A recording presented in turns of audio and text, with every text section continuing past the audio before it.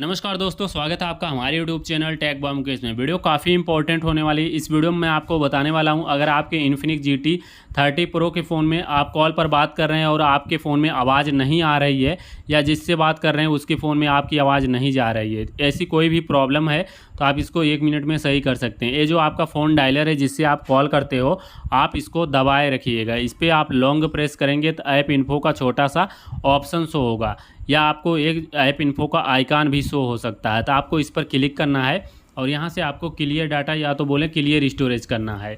इसके लिए आपको यहाँ पे क्लियर स्टोरेज मिल जाएगा या स्टोरेज यूजेज मिल जाएगा, आप इस पर क्लिक करिए। इसके बाद क्लियर डाटा पे आप क्लिक कर दीजिए। इसके बाद आपको डिलीट पे क्लिक कर देना है। क्लियर डाटा यहाँ से हो जाता है। इससे कुछ भी डिलीट नहीं होगा, टेंशन बिल्कुल मत लीजिए, कुछ भी डिलीट नहीं होगा। ओके, बस इतना काम करना है। चाहे तो आप अपने फ़ोन को एक बार स्विच ऑफ करके ऑन भी कर लीजिएगा। कोई भी कॉल साउंड प्रॉब्लम है सारी सॉल्व हो जाएगी अगर फ़ोन के सेटिंग से होती है। वीडियो पसंद आए तो लाइक आप लोग ज़रूर करिएगा।